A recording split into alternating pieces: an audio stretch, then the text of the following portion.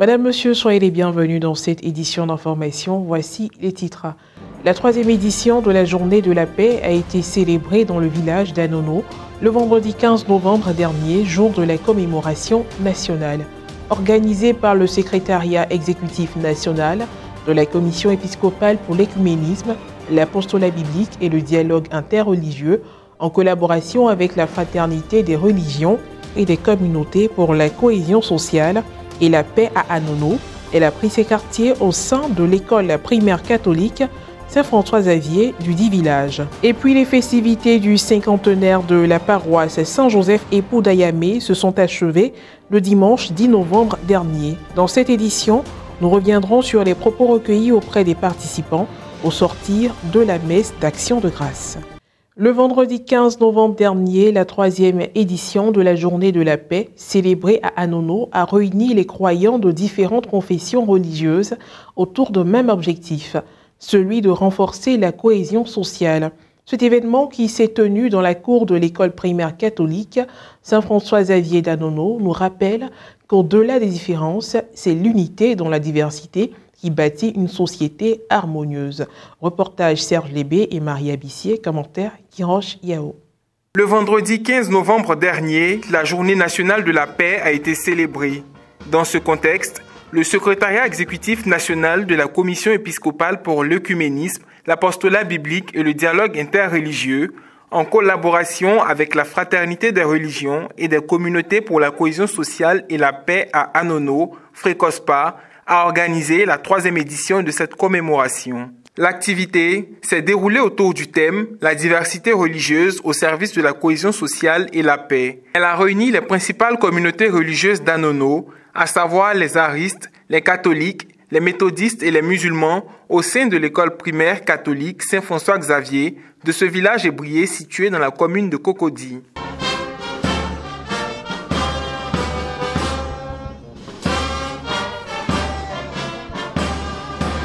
La prière d'ouverture a été faite par le père Gilles César Dogua, curé de la paroisse Saint-François-Xavier d'Anono et secrétaire exécutif national de la commission organisatrice. Dieu éternel et tout-puissant, tu nous donnes ce nouveau jour pour te bénir et t'exalter.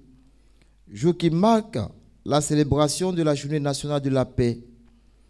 Le thème que tu as toi-même inspiré au guide religieux d'Anono, à savoir la diversité religieuse, au service de la cohésion sociale et la paix, se présente à nous comme un défi que nous devons relever. Ce matin, nous remettons ce défi en tes mains. À tour de rôle, les guides religieux présents se sont succédés pour livrer des messages à l'Assemblée, mais aussi prier pour la paix. Seigneur notre Dieu, nous te prions, viens à notre secours. Sois celui qui inspire nos paroles, nos actions dans les communautés, partout où nous passons ici à Anono et partout ailleurs. Que ce rassemblement et cette vie en communauté ici puissent impacter d'autres milieux dans notre pays et dans les alentours.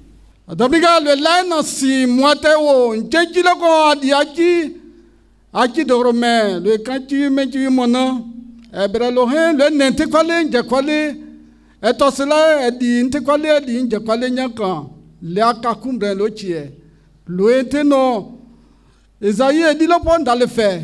Le cassé le nez, le beau mimime, le holombre d'entre le baguette de quale, le baguette à poquale.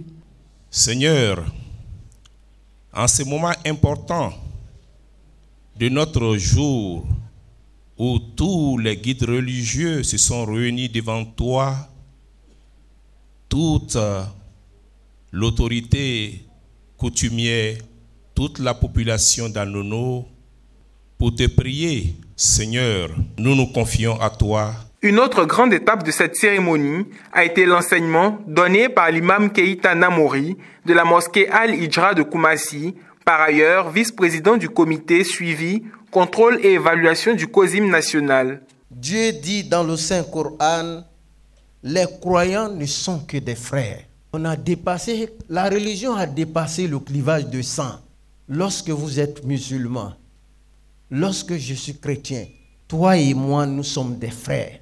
En plus des prières et enseignements, une animation de chant et de danse a rythmé l'événement, insufflant une énergie joyeuse et fraternelle. Ouverte par la prière, la rencontre s'est achevée dans le même élan. Somme toute, la 3e édition de la Journée de la paix, célébrée à Anono, est une belle illustration de la manière dont la diversité religieuse peut être mise au service de la cohésion sociale. Cette journée est beaucoup symbolique parce que, en priant pour la paix, nous symbolisons par là qu'ensemble, nous sommes enfants d'un même Père. Et deuxièmement, en priant pour la paix, nous voulons inviter les uns et les autres à cette culture de la paix pour dire que la paix vient de Dieu. En dehors de Dieu, il n'y a pas de paix véritable.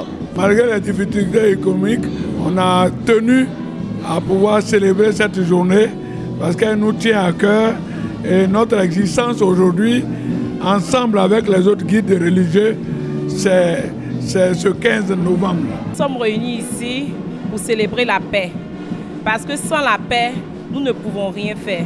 Toujours au chapitre de la religion, le dimanche 10 novembre 2024 était jour de fête à la paroisse Saint-Joseph Époux d'Ayamé dans le diocèse de Grand-Bassam. La clôture du jubilé d'or paroissial a été une occasion d'action de grâce au Seigneur pour la communauté et les convives. Retour sur les faits avec Morel Poti. Atmosphère de recueillement et de prière.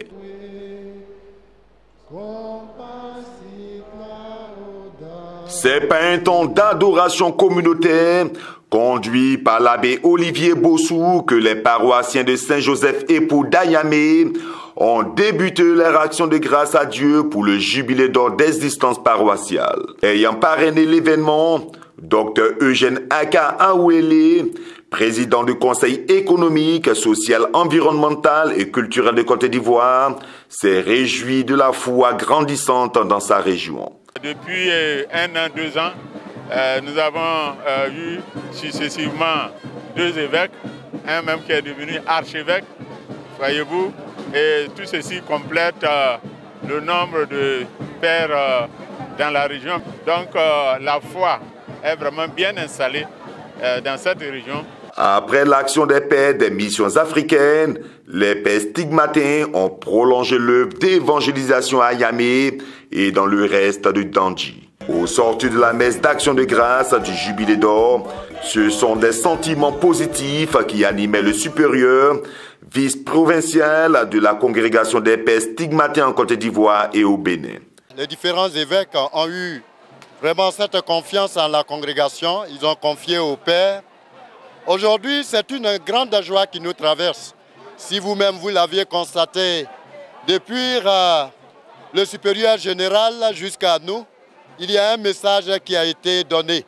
C'est un message de satisfaction. La terre d'Ayamé avait une des vocations. Un fils d'Ayamé, ordonné prêtre en 2003, s'est prononcé. Je suis très heureux, je rends grâce à Dieu.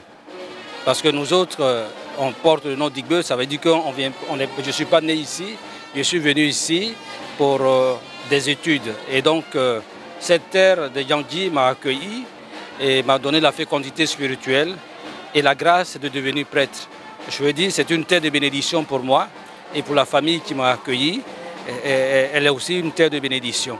Des laïcs engagés constituent assurément des forces vives pour la paroisse Saint-Joseph Époux d'Ayamé. En ce jour de jubilé, la joie reste l'une des choses les plus partagées. Lorsqu'on m'a mis à la tête du comité, on s'est posé 2 questions. Où organiser cette cérémonie et comment? La première question, où nous avions une église qui n'était pas appropriée, qui n'était pas indiquée. Donc il nous fallait faire un plan de rénovation. Nous avons fait ce plan, nous l'avons évalué et nous avons lancé des contributions individuelles, mais aussi nous avons organisé des activités rémunérateurs de revenus. Nous avons organisé les dimanches de cinquantenaire avec des parrains individuels qui ont donné des contributions, qui ont sponsorisé des parties de cette rénovation.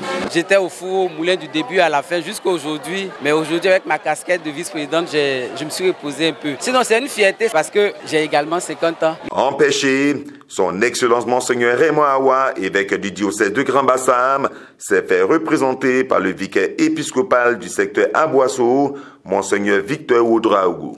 Ce que nous recherchons maintenant dans ce cinquantenaire, c'est la maturité de la communauté. Et il faudrait qu'on se comporte maintenant comme des hommes responsables. Une église engagée et responsable. C'est la fin de cette édition d'information. Merci de l'avoir suivi, que je veille sur nous.